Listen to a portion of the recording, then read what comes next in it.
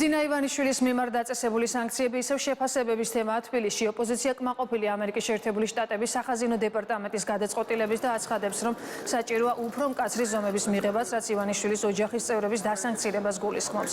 ოპოზიციონერი პოლიტიკოსები აცხადებენ, რომ ამერიკის სანქციები ქართული ოცნების დამფუძნებელზე არის გზავნილი ევროკავშირის ლიდერებისადმი, რომ მათაც მიიღონ იგივე გადაწყვეტილება.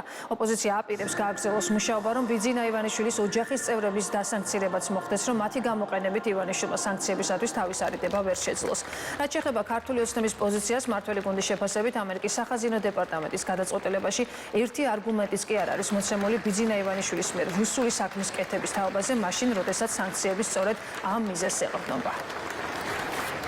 ეს არ არის ყველაზე მკაცრი ზომა სანქციის, რომელიც შესაძლებელია მიღებული იქნას, ამიტომ უტოვებს ბიძინა ივანიშვილის სივრცეს, რომ მან გაითავისოს, რომ შემდგომი მავნებლობა ჩვენი ქვეყნის მიმართ და ესეთი მოპყრობა ჩვენი სახელმწიფოს და ჩვენი ხალხის მიმართ მას არ დარჩება უპასუხოდ.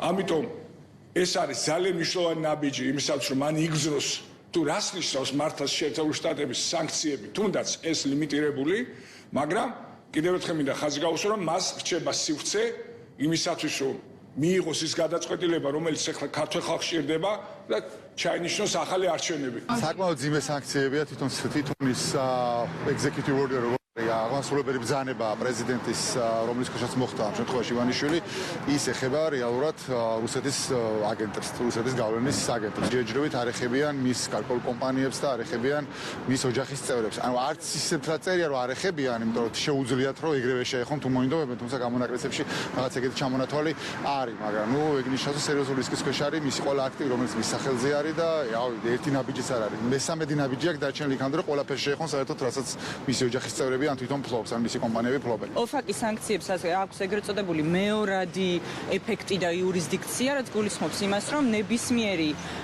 პირი ან ორგანიზაცია, რომელიც შევა ნებისმიერ ფინანსურ ურთიერთობაში ივანიშვილთან, თავად შესაძლოა გახდეს სანქციების სამიზნე, ამიტომ ნებისმიერი ბანკი, კომერციული ბანკი, ან თუნდაც ეროვნული ბანკი თუ დაეხმარება ივანიშვილს სანქციებისთვის თავის არიდებაში, თავად ეს ბანკები გახდებიან სანქციების სამიზნე, რაც ჩამოანგრევს ქართულ საბანკო სისტემას და ეკონომიკას. მე დარწმუნებული ვარ, რომ ევროკავშირიც ანალოგიური ტიპის სანქციებს დაუწესებს ივანიშვილს. რა თქმა უნდა, ეს სანქციები გაგრძელდება, ამას გაგრძელება ექნება და ეს სულაც არ არის ქვეყნისთვის კარგი და ეს სულაც არ არის სასიხარულო.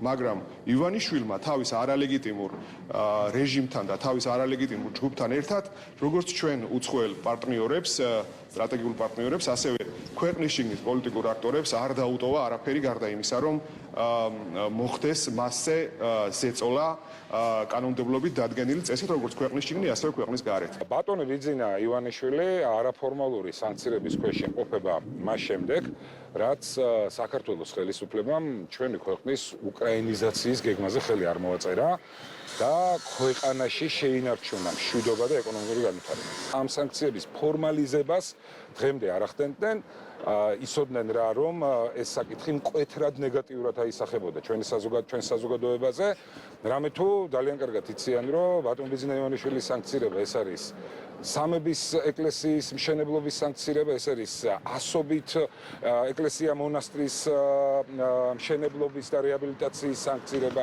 ეს არის ყველა იმ გაკეთებული უდიდესი კეთილის საქმის სანქცირება, რაც საქართველოში ბატონ ბიძინა ივანიშვილმა განახორციელა და რაც ყველაზე მთავარი, რას ვერ პატიობენ ბატონ ბიძინას, ეს არის 2012 წელი, მაშინ, როდესაც დემოკრატიის შუქურად მიჩნეული დასავლეთში სადისტური რეჟიმი სამუდამოდ პოლიტიკურ სანაგვეზე მოისროლა. პირველ რიგში უბრალოდ სასაცილოა, რომ ამერიკის შეერთებული შტატებიდან ბაიდენის წარმავალი ადმინისტრაცია სხვა ბევრ მავნებლურ საქმესთან ერთად სოფლიოსთან მიმართებაში, ესე ვთქვათ, კუდის მოქნევა ჩვენ ხშირად გვიხსენებია, ასანქცირებს ადამიანს, პატრიოტ ადამიანს და იძახს, რომ რუსული საქმის კეთების გამო. უბრალოდ სასაცილოა და ვერც კი წარმოიდგინეთ, იმდენად უტიფრები არიან და იმდენად არაობიექტურად, იმდენად ორმაგი და სამაგი სტანდარტით არის ეს განცხადება გაკეთებული და იმდენად ლობიზმის სულისკვეთებით არის ეს ყველაფერი გაკეთებული, როგორც ბევრი სხვა განცხადება თუ